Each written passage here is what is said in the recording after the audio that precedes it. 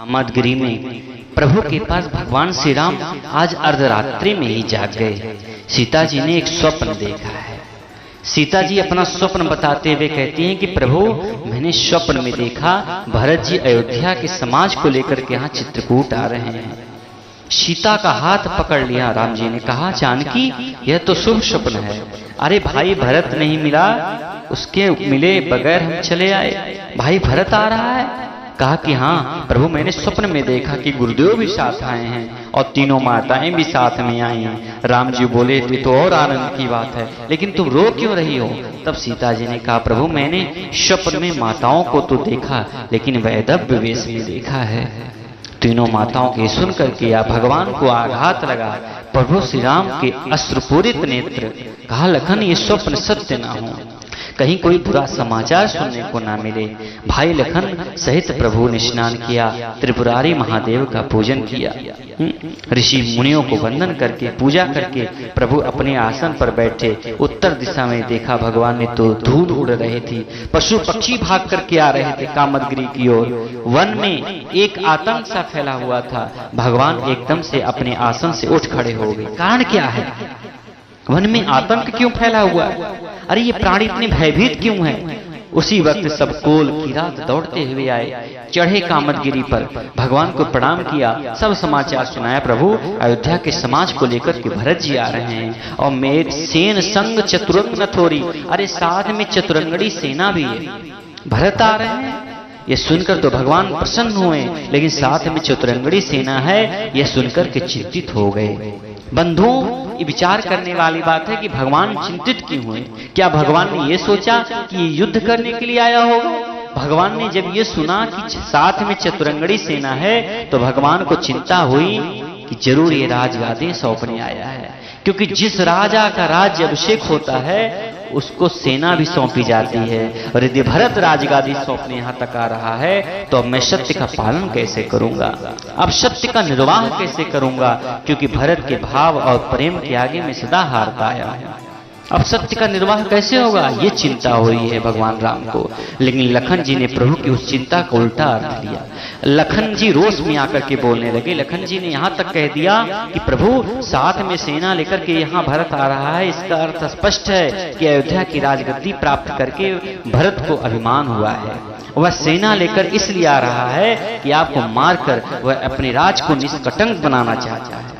भगवान वह भूल रहा है कि श्री राम अकेले वन में नहीं गए हैं, साथ में सुमित्रा का दूत हो गया है। आज मैं आपका सेवक कहलाने का गौरव लूंगा। जिस प्रकार बाज तीतर पक्षी को खत्म कर देता है दोनों भाइयों को मैं उसी प्रकार खत्म कर दूंगा। सकोप जो वचन बोले हैं आज लक्ष्मण जी। अति सरीख माखे लखनु लखी सुनी शपथ प्रवान, सब लोकपति चाहत भवरी भगान। आकाशवाणी हुई, जय हो लखन जी, आपने ठीक नीत वचन सुनाए हैं। लेकिन जो बिना विचारे कुछ करता है बाद में पछताता है। आकाशवाणी सुनते ही लखन एकदम शांत हो गए। क्यों? क्योंकि आकाशवाणी ने तेजोबल दिया है। इसलिए नहीं लखन जी ने यह सोचा कि उग्रता और रोष में आकर के मैं जाने क्या क्या बोल गया, प्रभु को अच्छा लगा हो कि नहीं। और यदि उनको अच्छा नहीं भी लगा होगा तो इतने कोमल और दयालु हैं कि मुझे उलाहना भी नहीं देंगे। मैं आया हूं सेवा करने, आज मैंने भगवान का दिल दुखाया है। और दूसरे भगवान मौन हो गए कि माँ की याद आई। सुमित्रा माँ ने कहा था राग दुरोष ईर्षा मद मोह और जन सपने इनके बस ओहूं। लेकिन आज मैं रोष के बस में हो गया। मैंने माँ की आज्ञा का अवहेलना की, माँ मुझे क्षमा कर।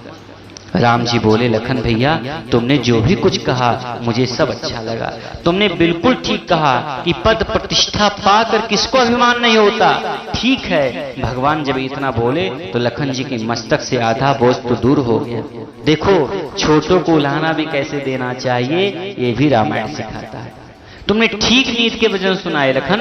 पद प्रतिष्ठा संपत्ति आदि प्राप्त करके लोगों को अभिमान हो जाता है, ठीक है, लेकिन किसको? अरे जिसने कभी जीवन में सत्संग ना किया हो उसको, और भरत तो स्वयं संत हैं। लखन अयोध्या की गादी की तो बात छोड़ो, भरतई होइन राज मधु विधि हरि हर पद पाए, कवहों की काजी सी करनी क्षीर सिंधु बिनसाए। अरे विधि हरि हर का पद भी मिल जाए भरत को तो भी भरत को राजमद नहीं हो सकता। ये मैं तुम्हें कह रहा हूं। भरत के प्रेम का वर्णन किया राम जी ने। ऋषि मंडली प्रभु के इस भ्रातृ प्रेम को देख करके प्रसन्न होकर के सराहना करनी। यहाँ तुलसीदास जी पुनः भरत दर्शन कराते हैं।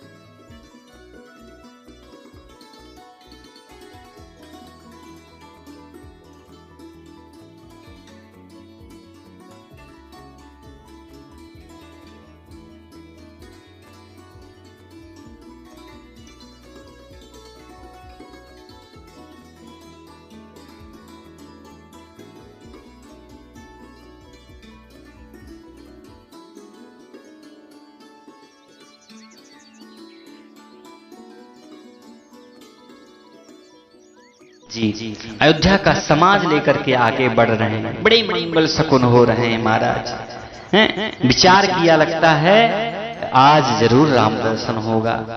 आगे चल रही यात्रा, कोई किसी के साथ बातें नहीं कर रहा है, कुछ बोल नहीं रहा है, मन ही मन राम स्मरण कर रहे हैं, क्योंकि ये तो यात्रा है ना, न लौकिक बात न भरत नहीं। अब हमारा स्थान यहाँ नहीं है। कैके बोली कहाँ बेटा चले तुम? भरत जी बोले तुम मेरी माँ नहीं है, नाता तोड़ा है। भरत जी हाथ रख जाके प्रिय राम वैदेही तजिए ताह कोटि बैरी सम यद्यपि परम स्नेही जाके प्रिय राम वैदेही। भगवान कौशल्या भवन में गए हैं भरत राम वियोग में, और अवधेश को याद कर करके रो रही हैं। एक बार में माँ ठाकुर के भरत माँ कौशल्या की गोद में सिर रख करके रो दी। अरे इस सब अनिष्ट का कारण मैं हूँ माँ, मैं हूँ। भरत जी जैसे ही कौशल्या मैया के पास पहुंचे बोले माँ पिताजी कहाँ हैं, उन्हें दिखा दे। अरे सीता जी तथा मेरे दोनों भाई राम लक्ष्मण कहाँ हैं, उन्हें दिखा दे। अरे कई कई जगत में क्यों जन्मी है, और यदि जन्मी है तो विपांच क्यों नहीं हुई? अरे जिसने कुल के कलंक अपयश के भाड़े और प्रियजनों के द्रोही जैसे पुत्र को उत्पन्न किया, तीनों लोगों मेरे समान अभागा कौन है भगवान की, जिसके कारण हे माता मेरी अदशा हुई। अरे पिताजी स्वर्ग में है, श्री राम जी वन में है, केतु के समान केवल मैं ही इन सब अनर्थों का कारण हूँ। मुझे धिक्कार है माँ, मैं बांस के वन में आग उत्पन्न हुआ और कठिन दाह दुख और दोषों का भागी बना। माँ तुझे बता दूं कि मैंने कैकेयी से कभी नहीं कहा मेरे लिए राजगादी मांगना और श्री राम को वरमास देना। अरे माँ गौशाला में आग लगाने पर जो पाप होता है ना, वह पाप मेरा हो यदि मेरा हाथ इसमें हो। पहले अरे ब्राह्मण हत्या का पाप मेरे सिर पर हो यदि मेरे इसमें कोई हाथ हो। स्त्री हत्या, बाल हत्या का मैं पापी भर हूँ, तो भागी बनो इसमें मेरा हाथ छोड़। माँ गुरु हत्या, गुरु पत्नी हत्या का जो पाप लगे वह पाप मेरा हो यदि मैंने कई से यह कहा हो कि तू मेरे लिए राजकाली मांगना। प्रभु पट अरे कामत चारा जेता अब मैं पैदल नहीं जाऊंगा, पैदल यात्रा नहीं करूंगा, पावों में तिनके गति घोरा जो सम्मत मोरा जेना भज हरि नर तन पाई जिन्हीं न हरि हर सुजस सोहाई जिनके गति मोहि शंकर देव जननी जानो भेयो।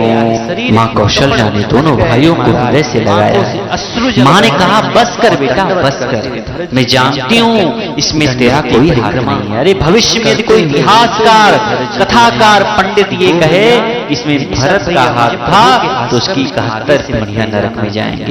अरे पुत्र किसने कहा कि इसमें तेरा हाथ है? प्रभु को किसने कहा? हे पुत्र अरे मुझे तुम तो मन वचन और शरीर से सदा ही श्री रामचंद्र जी के प्यारे हो। राम प्रिय तात तुम सदा वचन मन गाए।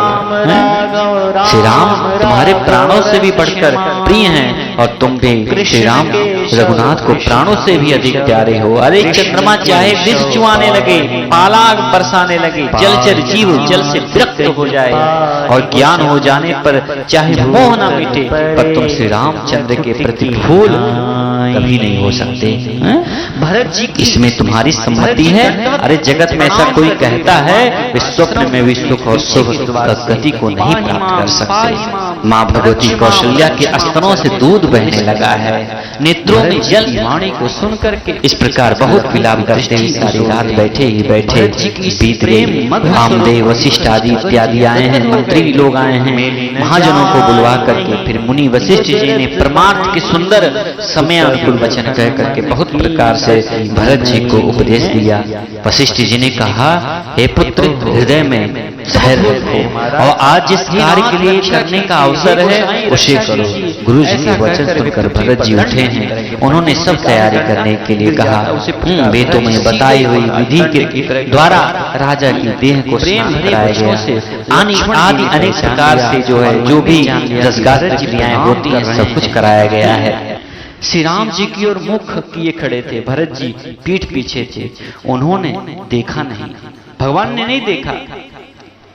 और जब भगवान ने नहीं देखा, भरत जी की वाणी सुनकर के लखन जी की दृष्टि उस ओर गई और भरत जी की इस प्रेम मग्न स्वरूप को देख करके लखन जी गदगद हो गए। आंखों में अश्रु है लखन जी के, भाव विवल हो रहे हैं। अरे भरत के विषय में मैंने ना जाने क्या क्या कह दिया। लक्ष्मण की आंखों में अश्रु देख करके सीता जी ने प्रभु से कहा प्रभु देखिए आपने उलाहना दिया था ना, लखन जी रो रहे हैं। मैंने आपसे कई बार प्रार्थना की है कि यदि लखन से कुछ गलती हो जाए तो आप लखन जी को कुछ ना कहिए, हैं? आपको जो कुछ कहना है ना मुझसे कहिए। इस सब कुछ छोड़ करके हमारी सेवा के लिए हमारे साथ आए हैं। राम जी ने देखा लखन जी रो रहे थे। प्रभु ने पूछा लखन भैया मैंने तुमको जो भी कुछ कहा तुम बुरा मान गए? लखन जी बोले नहीं भगवान, आप मेरे पिता समान हैं, आप मेरे प्रभु हैं, मुझे कहने का आपको अधिकार है। तो बोले फिर क्यों रो रहे हो? हाथ जोड़ करके बोले भरत प्रणाम करत रघुनाथा। भरत जी आपको प्रणाम कर रहे हैं। और जब ये सुना भगवान राम ने तो पीछे मुड़कर देखा, भरत को देख करके उठे राम सुनि प्रेम अधीरा। उठे राम प्रेम अधीर होकर के भगवान श्री राम उठे और लोगों ने बस उठते हुए देखा है भगवान को और दूसरे क्षण भरत के साथ भेंटते हुए देखा है। उनका उत्तरीय गिर पड़ा, धनुष गिर पड़ा, भगवान का बाण गिर पड़ा, तरकस भी गिर पड़ा। भरत जी की चार चीजें छोड़ करके प्रेम अनुराग में बधे प्रभु से मिलने के लिए आए हैं। अर्थ न धर्म न काम रुचि गति न चहु निर्वाण। उन्होंने 4 पदार्थ भरा भंडारों वाले तीर्थ प्रयागराज से राम पद रति का वरदान मांगकर धर्म अर्थ काम मोक्ष ये 4 चीजें अस्वीकार कर दी थी। इन 4 चीजों को छोड़कर भरत जी आए हैं और भगवान का वचन है ये यथा मां प्रपद्यन्ते ताम तथैव भजाम्यहम्। जो जिस प्रकार मुझे भजता है मैं उसी प्रकार भजन करता हूं उसका। इसलिए जब भरत 4 चीजों को छोड़ करके आए हैं तो प्रभु श्री राम भी उनसे 4 चीजें त्याग कर ही मिलते हैं। उत्तरीय छोड़ दिया, धनुष छोड़ दिया, बाण छोड़ दिया, तरकस छोड़ दिया। या तो यह भाव हो सकता है कि भगवान ने शस्त्र छोड़ करके शरणागति स्वीकार कर ली हो। मानो प्रभु कह रहे हो कि भरत तेरे प्रेम के सामने मैं अपनी पराजय को स्वीकार करता हूं। अब तो यदि तू बचाएगा तो ही रघुवंश की परंपरा बच सकेगी, तभी मैं सत्य का पालन कर पाऊंगा। अब पिता की आज्ञा का पालन बिना तेरे सहयोग के नहीं हो सकता।